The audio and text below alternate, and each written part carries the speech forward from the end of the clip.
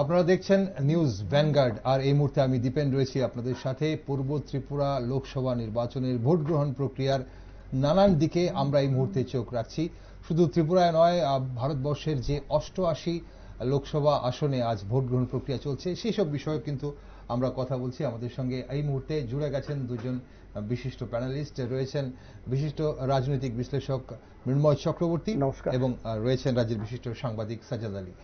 আপনাদের সঙ্গে অবশ্যই আমরা কথা বলবো, কিন্তু দর্শক বন্ধুরা, এই মুহূর্তে একটি বিরাট বড় প্রশ্ন নির্বাচন কমিশনের দিকে উঠছে। নির্বাচন কমিশনের নজরদারির ওপর বারবার প্রশ্ন উঠছে, কারণ আমরা আজ সকাল থেকে দেখতে পাচ্ছি যে 105 বছরের একজন ভোটার, উনি যখন 1.5 কিলোমিটার পথ অতিক্রম করে ভোট কেন্দ্রে ভোট দিতে আসেন, তখন প্রশ্ন জাগে যে নির্বাচন কমিশন তাহলে কি করলো, যখন 85 বছরের ওপরের সব ভোটারদের বাড়ি বাড়ি গিয়ে ভোট আনার কথা, তখন উনি বলছেন ওনার সঙ্গে যোগাযোগ করা হয়নি এবং উনি নিজে ভোট কেন্দ্রে ভোট দিতে এসেছেন।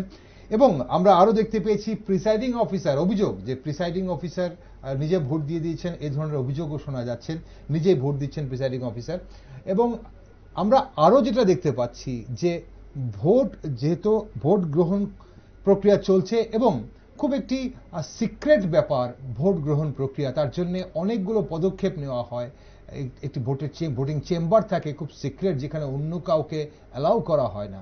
সেই জায়গায় দাঁড়িয়ে ভোটাররা ভোট দিয়ে নিজ ভোট দানের চিত্র মোবাইলে ক্যামেরা বন্দি করে তা সামাজিক মাধ্যমে ছড়িয়ে দিচ্ছেন যে কোন প্রার্থীকে উনি ভোট দিয়েছেন, এবং সেটা কতটুকু অনৈতিক কাজ বলে আমরা দেখতে পাচ্ছি। এগুলো কিন্তু কমিশনের নজরদারি কতটা, তা নিয়ে কিন্তু ভীষণভাবে প্রশ্ন উঠছে।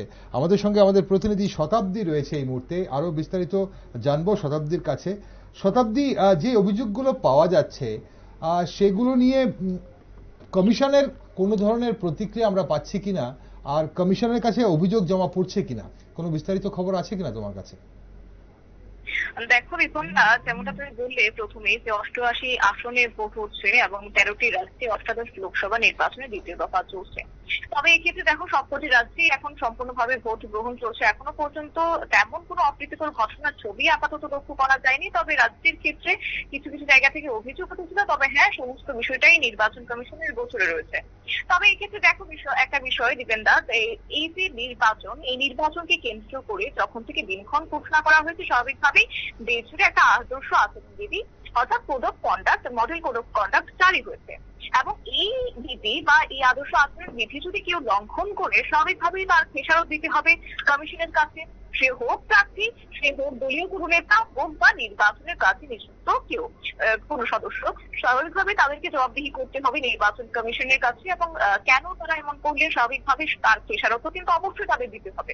তবে এক্ষেত্রে যেহেতু ভোট মানেই জনদেবতাদের রায় বা গণতার রায়, তাদের একটা মৌলিক অধিকার, গণতান্ত্রিক অধিকার। এবং রাজ্যেও আজ পূর্ব ত্রিপুরায় আসলে ভোট প্রদান চলছে দ্বিতীয় দফার। এক্ষেত্রে ভোটাররা স্বাভাবিকভাবে সকাল থেকে লক্ষ্য করা যাচ্ছে যে ছবি, অর্থাৎ সকাল থেকে ভোটাররা লাইন দিয়ে দাঁড়িয়ে তাদের গণতান্ত্রিক অধিকার প্রয়োগ করছেন। তবে এই ক্ষেত্রে এই জনগণ যে তাদের অধিকার প্রয়োগ করছে, স্বাভাবিকভাবে তাদেরও গাইডলাইন রয়েছে। তাদের ক্ষেত্রে একটা বিষয় অবশ্যই মাথায় রাখতে হবে, যেখানে একদিকে তাদের যে ভোট প্রদান করছেন, স্বাভাবিকভাবে তাদের মধ্যে একটা গোপনীয়তা বজায় রাখতে হবে কিছু কিছু ক্ষেত্রে। এবং পাশাপাশি রয়েছে তোমার, যদি কোনো ভোটার ভোট প্রদান করে থাকে, তাদেরকে কিন্তু স্বাভাবিকভাবে 100 মিটারের বা যে ভোট কেন্দ্র রয়েছে, ভোট কেন্দ্রে 100 মিটারের মধ্যে আওতায় তারা থাকতে পারবে না। অর্থাৎ এক্ষেত্রে আজ যেটা ব্যতিক্রম ছবি লক্ষ্য করা গেছে, কোনো এক ভোটার সে তার ভোট গণতান্ত্রিক অধিকার প্রয়োগ করেছেন এবং প্রয়োগ করে যথারীতি সে তোমার এই ভোট কেন্দ্রে 100 মিটারের মধ্যে আওতায় তিনি থাকছেন। কোনো ধরনের তার ক্ষেত্রে ব্যবস্থা গ্রহণ করা হচ্ছে না। এবং শুধু তাই নয়, এক্ষেত্রে আরো একটি বড় যে বিষয়, সে তার ফোন নিয়ে, মোবাইল ফোন নিয়ে ভোট কেন্দ্রে প্রবেশ করছেন, যেখানে বাধা বা বিধিনিষেধ রয়েছে যে নির্বাচন কমিশনের পক্ষ থেকে বা যারা নিরাপত্তা রক্ষীরা রয়েছেন, কোনো ভোটার যদি হাতে ফোন নিয়ে ঢুকে, স্বাভাবিকভাবে তাকে ঢুকতে দেওয়া হবে না, তাকে বাধা প্রদান করতে হবে। কিন্তু সেই জায়গায় তেমন ছবি লক্ষ্য করা যায়নি। উল্টো লক্ষ্য করা গেছে, সে তার মোবাইল ফোন নিয়ে সে ক্যামেরা বন্দি করে সামাজিক মাধ্যমে সেই ছবি ভাইরাল করছে, এমনকি ইভিএম এর ছবি পর্যন্ত সে ভাইরাল করছে।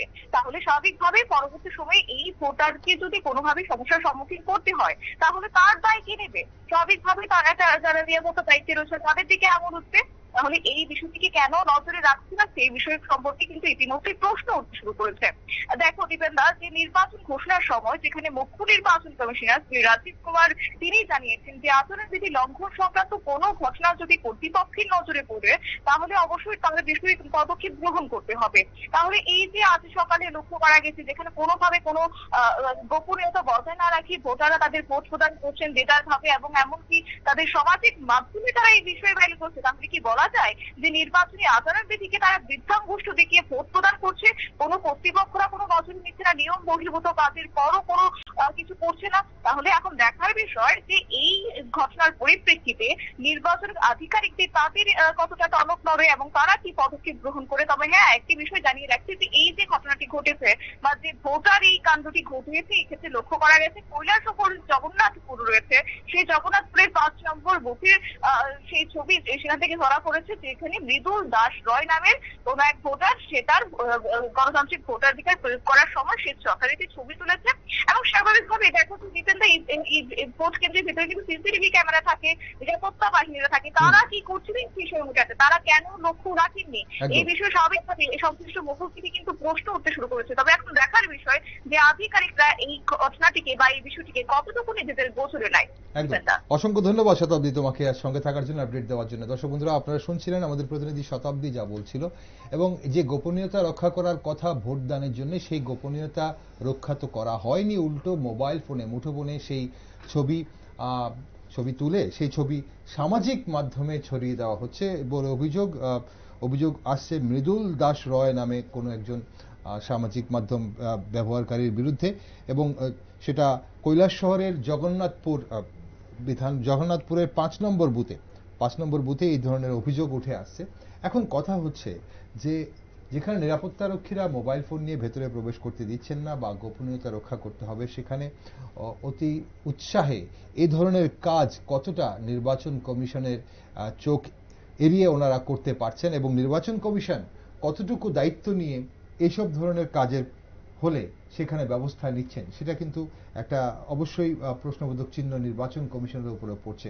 মিন্ময়বাবু, আপনি এই যে ব্যাপারটা হচ্ছে নির্বাচন কমিশন 105 বছরের একজন ভোটার 1.5 কিলোমিটার হেঁটে ভোট দিতে যাচ্ছেন, বলা হচ্ছে অভিযোগ আসছে যে প্রিসাইডিং অফিসার নিজেই ভোট দিয়ে দিচ্ছেন, এটা অভিযোগ। এবং এই মুহূর্তে আমরা যেটা দেখতে পেলাম, আপনারা শুনলেন আমাদের প্রতিনিধি শতাব্দী কি বললেন, সেখানে গোপনীয়তা রক্ষা তো করাই হচ্ছে না, উল্টো সামাজিক মাধ্যমে দিয়ে সেখানে বাহবা করানোর চেষ্টা হচ্ছে। নির্বাচন কমিশন কি করছে? নির্বাচন কমিশন, আপনি দেখুন, নির্বাচন কমিশন ফার্স্ট রাউন্ডের 19 এপ্রিল নির্বাচনের পরে সোশ্যাল মিডিয়াতে একটা পোস্ট ভাইরাল হয়, সেটা হচ্ছে নির্বাচন কমিশন ঘুমিয়ে পড়েছেন, তারা জাগানোর চেষ্টা করা হচ্ছে। সেটা তো বিশাল ব্যাপার। সেন্ট্রাল ইলেকশন কমিশন 102টা সিটে যে ইলেকশন হলো সেই সময়ে মানুষ তারা মৃত হয়ে গেছেন, মানে মৃত হিসেবেই তাদেরকে তুলে ধরা হয়েছে সোশ্যাল মিডিয়ায়। এখন এটা তো ধরুন ত্রিপুরা কেন, সারা ভারতবর্ষেই ঘটনা এটা, ত্রিপুরাতে আরো স্পেসিফিক্যালি আপনি দেখুন, এটা একটা আজকে যে ভোটটা হচ্ছে সেটা হচ্ছে মানে দুর্গম এলাকা, পাহাড়ি এলাকা, রাস্তাঘাটও খুব অপ্রতুল। স্বাভাবিক কারণে 103 বছরের যে ভোটার আছেন উনাকে তো যে পলিটিক্যাল পার্টিকে উনি সাপোর্ট করেন, একটা যদি উনি প্রকাশিত নাও হয়ে থাকেন যে আমি এই রাজনৈতিক দলকে সমর্থন করি, এটা যদি প্রকাশিত নাও হয়ে থাকে, তাহলেও এলাকার যারা ভোট কর্মীরা আছেন, সরকারের তরফে যে বুথ লেভেল অফিসার আছেন, বিএলও যাদেরকে বলা হয়, পলিটিক্যাল পার্টির তরফে বুথ লেভেল এজেন্ট আছেন, এই দুজন তো আছেন যারা এই ধরনের খোঁজখবরের জন্যই দায়বদ্ধ। কে ভোট দিতে পারলো, কে ভোট দিতে পারলো না, তাদের কি অসুবিধা, সেই অনুসারে তাদেরকে ফর্ম ফিল আপ করিয়ে তাদের উপযুক্তভাবে বাড়িতে ভোট নেওয়ার ব্যবস্থা করা, সেটা তারা করেননি। এটা প্রথম ঘাটতি ইলেকশন কমিশনের কাছে। তারপরেও আপনি দেখুন ইলেকশন কমিশনের কাছে এই ধরনের ঘটনার জন্য বা প্রিসাইডিং অফিসারের কাছে আপনি যদি ভোট দিতে যান বা ভোট দেওয়ার জন্য এক্সট্রা, মানে আপনি আপনার যে ভোটের আই কার্ডটা ছাড়া বাকি কোনো কিছু নিয়ে আপনার ভোট কেন্দ্রে যেতে পারেন না। এটা যে সিকিউরিটি গার্ডরা দাঁড়িয়ে থাকেন চেক করেন, তাদের এটা কাজ। যখন আপনি ভোট কেন্দ্রে ঢুকেন এই জায়গাতেও সিকিউরিটি ফোর্স, বাইরের যারা সিকিউরিটি ফোর্স তারা থাকেন, তারা ঢুকেন। First polling, second polling, presiding officer, third polling, এসব করে আপনি ভোটটা দিতে যান, তখনও তাদের চোখে এইটা যে উনি একটা ফোন নিয়ে পুলিং বুথে ঢুকেছেন, আবার ছবিটাও তুলছেন। মানে আপনার এটা বলাই আছে, আপনি ব্যালট পেপারটা ইস্যু করার পরে আপনি যখন গেলেন, ব্যালট পেপারে আপনি টিপ দিলেন, মানে বোতামে আপনি টিপ দিলেন, তার 3 সেকেন্ডের মধ্যে আপনার কাগজটা বেরিয়ে যায়, ভিভিপ্যাটটা বেরিয়ে যায়। ততক্ষণ পর্যন্ত আপনি ওয়েট করবেন। তার মধ্যে এই সময়ের মধ্যে ওরা ফটো তুলেছে, এটা তো প্রিসাইডিং অফিসার, পুলিং অফিসার যারা ভেতরে মানে যারা ওয়েবকাস্টিং করছেন তারা দেখছেন এগুলি। কারণ ওয়েবকাস্টিং এ এই ব্যালট বক্সটা যেটা, সেটা পর্যন্ত আসে ওয়েবকাস্টিং যেটা হয়। শুধু আপনি যে ভেতরে ভোট দিচ্ছেন সেটা ওয়েবকাস্টিং অ্যালাউ করে নাই, যতটুকু আপনার বাক্সটা আছে, ব্যালট বাক্সটা, এটা তো তাদের নজরে থাকার কথা। উনি ফটো তুলছেন, তো সেই রকম ভাবে এইরকম ধরুন ফটো তুলছে। কেউ দেখবেন, আমি মানে 19 তারিখে আমি শুনেছি যে আপনার সিম্বলের মধ্যে, নাম এবং সিম্বলের মধ্যে আপনার ব্ল্যাক টিউব লাগিয়ে দেওয়া হয়েছে। প্রিসাইডিং অফিসাররা, মানে যারা একটু শক্ত প্রিসাইডিং অফিসার, নীতিবোধ যাদের আছে, তারা বারবার 3-4 বার গিয়েও এইগুলি তুলেছেন, এরকমও আছে। তো এগুলো তো তারা দেখেন, কিন্তু কোন ধরনের স্টেপস প্রিসাইডিং অফিসার নেন না। আচ্ছা, এই কারণে নেন না, কারণ প্রিসাইডিং অফিসারের উপরেও একটা প্রেসার থাকে। এটা যখন প্রিসাইডিং অফিসার পুলিং যে মানে কর্মী যারা আছেন, পুলিং যারা করান, যারা পুলিং স্টেশনে যান, ওই দিনেই, আগের দিনেই তাদের কাছে কিন্তু একটা বার্তা চলে যায় যে এই ধরনের মানে যে অনিয়মগুলি হবে সেগুলিকে আপনার ছাড় দিতে হবে, এই ধরনের একটা বার্তা চলে যায়। ঠিক, আমি আসবো আবার এই বিষয় নিয়ে, কিন্তু একটু সাজেদ বাবু, আপনার রায় কি এই ব্যাপারটা কি মনে করেন? এই যে গোপনীয়তা রক্ষা করা হচ্ছে না, এখানে ভোটারদের কর্তব্য বা কতটুকু পালন করা হচ্ছে, একজন ভোটারই বা কতটুকু ওনার কর্তব্য পালন করছেন এই গণতন্ত্রের প্রক্রিয়া, এবং নির্বাচন কমিশনের যে সব দিকে নজরদারি থাকার কথা, যে চ্যালেঞ্জ রাখার কথা, এবং যতটা ভোটের আগে প্রচার করা হয়, ভোটের সময় যখন এই ধরনের ঘটনা হয় তখন নির্বাচন কমিশনকে কতটা প্রশ্নবোধক চিহ্নের মুখে দাঁড় করিয়ে দেয়। ধন্যবাদ। আলোচনার শুরুতে 3টি বিষয় মোটামুটি এসছে। একটা হচ্ছে যে শতর্ধ একজন ব্যক্তি ভোট কেন্দ্রের হয়তো একটা প্রত্যন্ত অঞ্চল ওনার বাসা, সেখান থেকে উনি এসছেন ভোট দিতে। তো এটা একটা lapse on the part of election machinery সিস্টেমের। এটা আরো সতর্ক হওয়া উচিত ছিল, ওদের কাছে লিস্ট থাকে কারা মানে যে ক্রাইটেরিয়াতে পড়েন, সেই ক্রাইটেরিয়াতে কাদের কাদের ভোট কিভাবে নেওয়াটা। তো এটা একটা ল্যাপস ধরেনি। আর বাকি যে দুটো বিষয় এসছে, একটা হচ্ছে প্রিসাইডিং অফিসার, উনি ভোট দিতে সহায়তা করেছেন বা বিধি ভঙ্গ করেছেন, এটা একটা। আর একটা হচ্ছে যে বুথে মোবাইল নিয়ে প্রবেশ করে ভোট দান, এটা যে সিক্রেসি, এটাকে ফ্র্যাঞ্চাইজটার যে সিক্রেসি, ওটাকে ভায়োলেট করেছে। আচ্ছা, প্রথমটা তো হচ্ছে আমি বললাম ল্যাপস।